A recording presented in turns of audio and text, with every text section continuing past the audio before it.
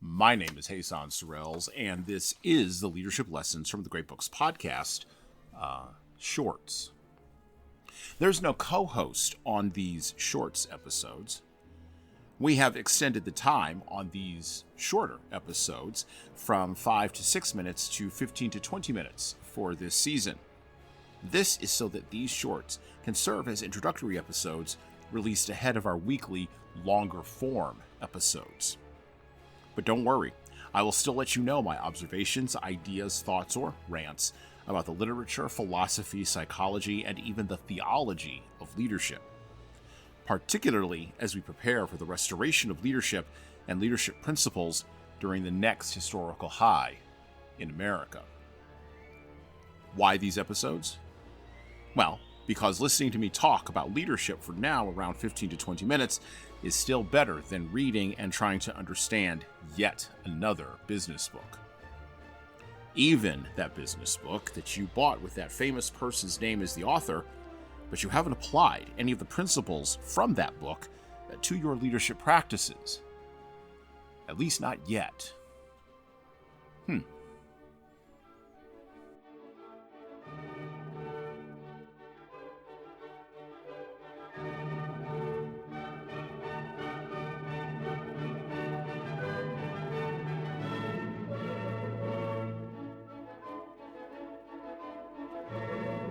In our benighted times, we think that we are too smart to be taken in with quote-unquote fake news.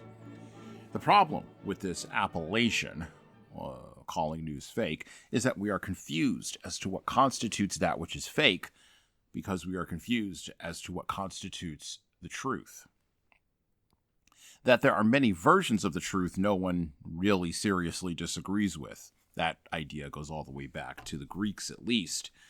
However, people tend to go further in a postmodern context and seek to give the weight or grant the weight of seriousness to the idea that all truths have equal weight, which of course means that all truths contain no truth at all.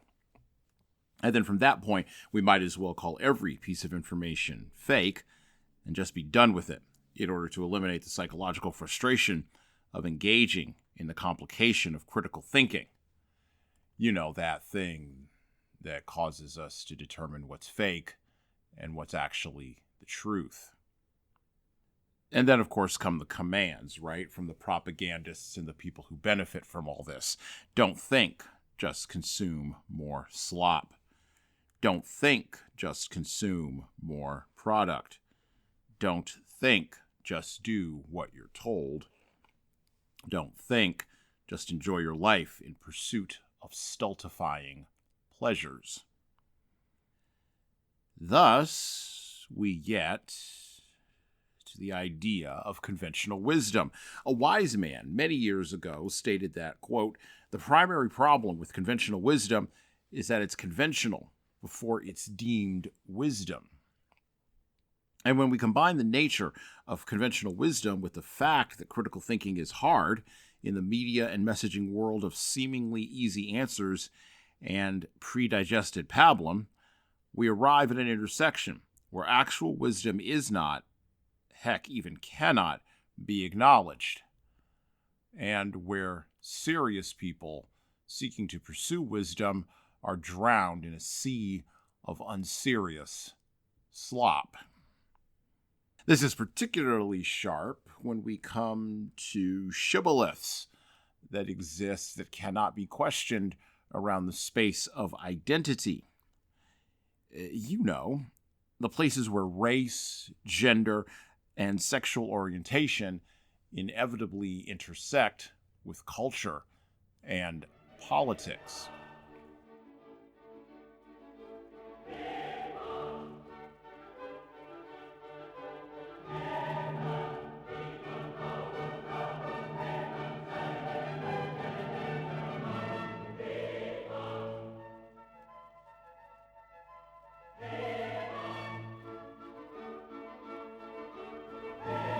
Why am I saying all this? Why are we bringing all this up? Well, as we go into February, we are covering 3 authors on the podcast this month whose writing fits the mold of questioning conventional wisdom encouraging critical thinking and exposing the difference between what is pretend and what is real, particularly if that hurts your feelings.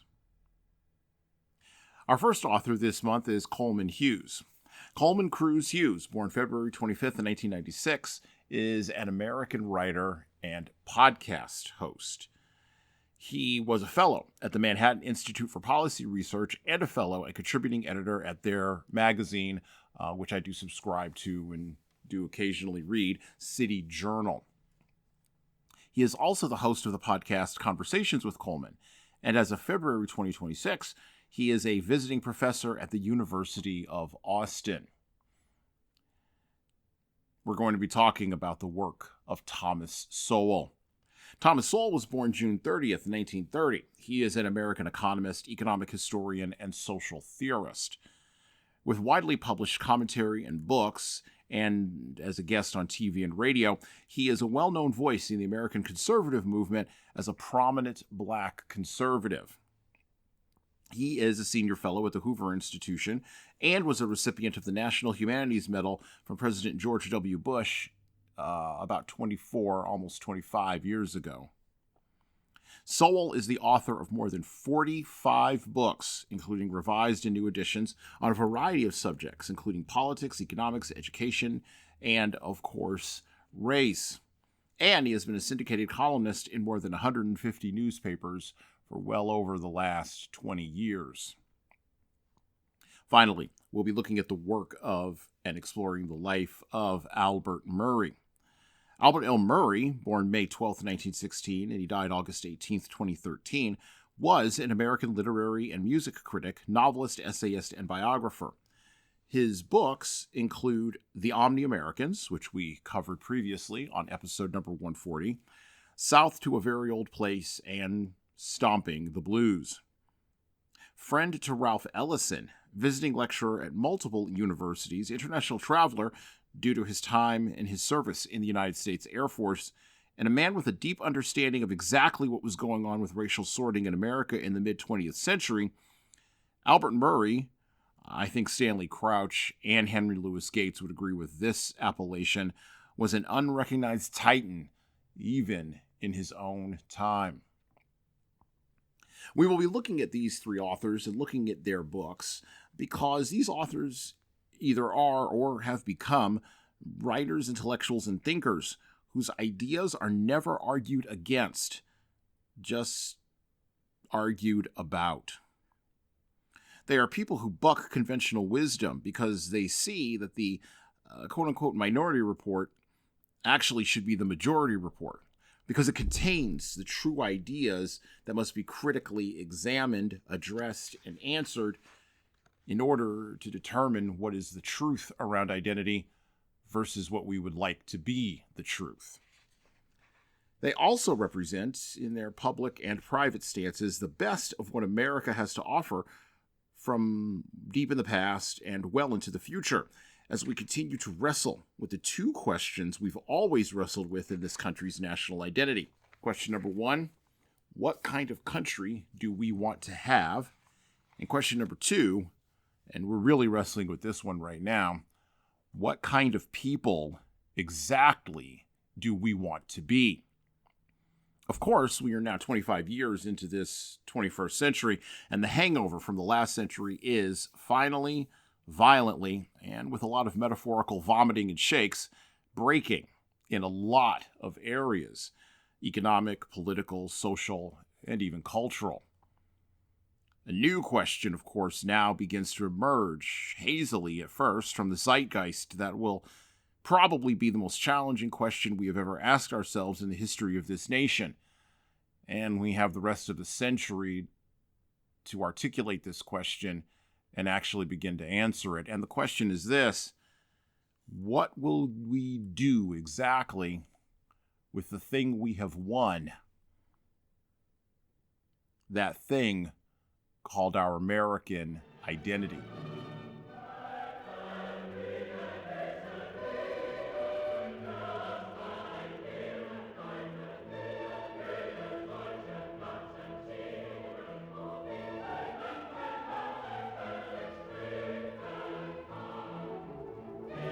To quote from the social commentator, economist, and podcaster Glenn Loury, whose books we will eventually cover on this show as well, during a conversation he had a couple of years ago on his podcast with his sometimes co-host, the linguist John McWhorter, Glenn asked this question, or he made this point, which I think is relevant for us going into February and reading the types of authors we're reading. The point was this: at some point, and he was talking about African Americans, by the way, at some point we're just going to have to admit that we're Americans. No hyphen necessary. At what point are we going to make a plan for peace? At what point are we all just going to be multicolored Americans? Not black or white or Latino or Asian, just multicolored Americans. To get to the answer to the questions of one, what kind of country do we want to have? And two, what kind of people do we want to be? I think I would propose a sort of cultural NATO or a sort of cultural UN for negotiating social axioms and for talking honestly in ways that we apparently can't about the shibboleths of identity, race, and gender. We also need a place for the edge cases to exist, who are moving more and more over the last 25 years towards the center of our conversation and our zeitgeist. This is because the social media organizations can't do it. We thought they would, but their platforms divide. They're almost exclusively designed to divide, to ensure that ad dollars continue to roll in, that attention spans continue to deteriorate, and that genuine discourse becomes so impossible that it seems the very fabric of the country is coming apart at the seams all the time. Or at least it seemed like that if you stay inside the social media ghettos that they have so luxuriously allowed you to doom scroll in.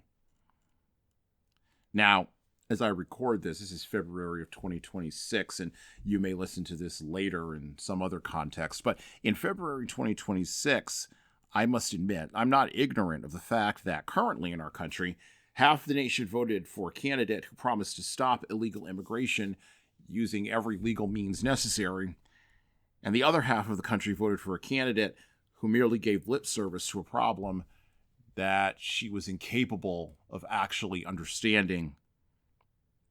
I am also aware that the people screaming the loudest to preserve immigration of all kinds into this country, and the group of people whose silence is the loudest on the processes used to limit all types of immigration into this country, are both trapped in the same cultural and geographic house. This has implications, of course, that will reverberate far and wide for leaders, and not just political leaders, well into the remaining years of this 21st century. By the way, I have no answer for what to do about that, but maybe that cultural UN or cultural NATO can sort of get us to an answer. What do leaders do about all this? What are leaders to take from the books that we are reading this month and the ideas that we are exploring around race and identity, and about what it means to actually be American and what kind of Americans do we actually want to be? Well, I think for leaders, when worldview, vision, culture, and politics are aligned in the appropriate order, race and ethnic identity won't factor into the overall equation of living, breathing, and leading. What leaders can lead on most effectively, starting right now today, is for their followers to be aligned in the right order and encouraging the hard work of either realignment or getting aligned in the first place. First, with themselves internally, and then scaling out to the nation state last. This is the best advice I have here at the opening of February, which is, of course, Black History Month in the United States of America. Minority Report conclusions, all. And well, that's it for me.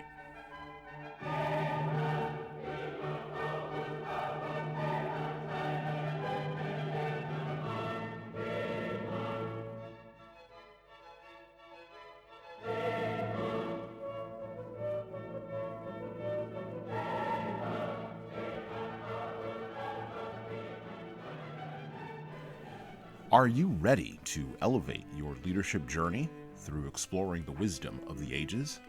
Subscribe to the Leadership Lessons from the Great Books podcast on all major podcast platforms, including Apple iTunes, Spotify, and YouTube Music. You can also find us everywhere else podcasts are available. If you find value in our episodes, please leave a 5-star review on Apple, Spotify, and of course, YouTube. We need those reviews to grow, and it is truly the easiest way to help other leaders and lovers of literature discover this show. And thank you for your support.